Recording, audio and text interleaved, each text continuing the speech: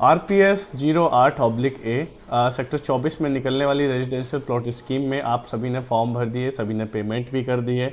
लेकिन बहुत सारे क्वेश्चंस और कमेंट्स ये भी थे, कॉल्स भी थी कि इसके ड्रॉ की प्रोसेस क्या है और कब इसका ड्रॉ होगा, कोई डेट एक्सटेंड हुई है या नहीं हुई है।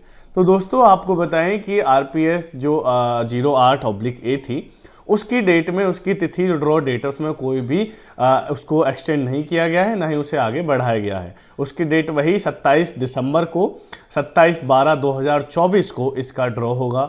Draw as it is manual होगा। जिन लोगों का ये था कि भाई अब की बार कुछ चेंजेस किए हैं, कैसे, देखो पिछली बार एक मेजर चेंजेस किया था कि पहले वो लोग ड्रॉ ना एक सामुदायिक भवन में निकालते थे। तो पिछली बार की ड्रॉ में उन्होंने एक चेंजेस ये किया था कि वो उसको जो एक्सपो मार्ट है ग्रेटर नोएडा का, अगर जो लोग यहाँ आए हैं, जो कभी आए होंगे अपने किसी भी प्रोडक्ट को लेकर, उन्हें पता होगा कि ग्रेटर नोएडा में एक एक्सपो मार्ट है इंडिया एक्सपो सेंटर के नाम से, उसमें उसका ड्रॉ किया गया था।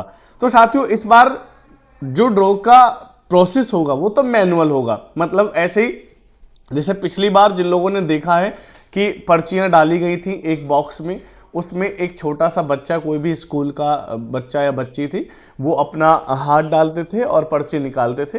पर्ची निकालने के बाद उसको जो अधिकारी हैं यमुना अथॉरिटी के, जो वहाँ पर रहते हैं, जो कंसर्न ऑफिसर्स हैं, वो नाम अनाउंस करते थे, अलॉटमेंट नंबर बोलते थे, उनका प्लॉट नंबर बोलते थे, किस सेक्टर में निकला है और क्या नाम है उनका, ये सब बोलते थे। फिर जो व्यक्ति था वो अपनी पर्ची से मिलान करता था। इस तरीके से इसका ड्रॉ का प्रोसेस है। हालांकि यह प्रक्रिया थोड़ी हमें अटपटी लगती है कि देश की इतनी बड़ी अथॉरिटी है और प्रोसेस उनका सिंपल ऐसा है कि जैसे किसी ने 1 बीघे 10 बीघे में कॉलोनी काट के उसकी पर्ची निकलवा रहा हो 110 आदमियों के द्वारा या 1000 आदमियों की भीड़ में। अब यहाँ 451 प्लॉट है जिनके लिए लगभग 1,20,000 की संख्या में फॉर्म आएंगे, जिन्होंने पेमेंट करी, अपनी सारी चीज़ें आई हैं। हालांकि कैटेगरी वाइज भी आ गया है, लिस्ट है अपने पास कि किस कैटेगरी में कितने प्लॉट आए हैं, तो वो भी आप देख सकते हैं। मैं एक पर्टिकुलर वीडियो में उसको बता दूंगा कि भाई किस कैटेगरी में कितने प्लॉट आए हैं। तो साथियों ड्रॉ की प्रोसेस जो हम बता रहे थे वो बिल्कुल मैनुअल होने वाली है, कोई इसमें चेंजेस नहीं है। हालांकि अभी जगह का निर्धारण नहीं है, या तो इनका इंडिया एक्सपो सेंटर हो सकता है जिसको फिजिकली आना है, उसको में भी ये प्रोसेस है कि कौन लोग आएंगे उसको भी अथॉरिटी सेलेक्ट करती है। मतलब जितने ओवरऑल फॉर्म है उनका रैंडम सिलेक्शन किया जाता है, तो उनकी अथॉरिटी सेलेक्ट करके देती है कि कौन लोग उसमें बैठेंगे, कौन लोग भाग लेंगे।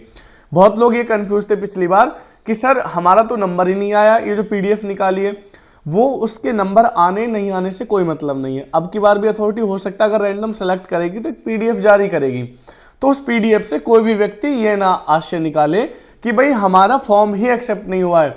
इसका कोई मतलब नहीं है। अगर आपको अभी क्या है, अथॉरिटी 10-15 दिन बाद एक अपनी वेबसाइट पे ही जनरेट कर देगी लिंक को, वहां जाके आप अपना अलॉटमेंट नंबर डालेंगे, उसमें नीचे जब स्क्रॉल करेंगे तो लिखा आ जाएगा एलिजिबल, नॉट एलिजिबल। अगर नॉट एलिजिबल है तो पॉइंट लिखाएंगे कि आप किस कारण नॉट एलिजिबल हुए हैं। तो ये कुछ प्रोसेस अथॉरिटी की है जो अथॉरिटी करती है। तो आप जानेंगे कि अब की बार जो ड्रॉ होगा वो मैनुअली होगा, कोई भी ऑनलाइन सिस्टम, कोई भी ऐसा नहीं है कि किसी सॉफ्टवेयर के थ्रू कोई चीज़ें हो रही हो। जैसे पहले होता आया है पूर्व में ऐसा ही होगा। जगह का निर्धारण अभी नहीं हुआ है, लेकिन पूर्वानुमान के आधारित पे जो पहले जगह सेट हुई हैं, जहां निश्चित हुई हैं, 2 जगह निश्चित हैं, या तो ओमेगा 3 में सामुदायिक केंद्र है P3 में, या आपका इंडिया एक्सपो मार्ट है ग्रेटर नोएडा, वहां पे आपका ये ड्रॉ हो सकता है। क्योंकि अथॉरिटी भी इस इंडिया एक्सपो मार्ट के जस्ट थोड़ी सी दूर पर ही है, 500-700 मीटर की दूरी पर अथॉरिटी है। तो आप बेफिक्र रहिए कि भाई कैसे कैसे होगा। तो ड्रॉ मैनुअल होगा, पर्ची के द्वारा होगा, वही पर्चियां डाली जाएंगी और वही छोटा बच्चा उठाया जाएगा। बहुत लोगों की ये भी एलिगेशन थे कि सर प्रॉपर मतलब ये फेयर होता है नहीं होता है। देखो हम अपनी बता सकते हैं कि भाई क्या चीज़ है क्या चीज़ नहीं है ना। अपने सामने अभी तक कोई लगा नहीं हमें कि भाई बेईमानी होती है, ऐसी चीजें होती हैं। हाँ देखो भाई भारत है, हो कुछ भी सकता है ना। तो इसलिए मैं आपसे कहना चाह रहा हूँ कि चीज़ें जो मैंने आपको बताई कि ड्रॉ का प्रोसेस मैनुअल, उसके बाद P3 आपका जो सामुदायिक केंद्र उसमें, या आपका ओमेक्स में जो एक्सपो मार्ट में होगा।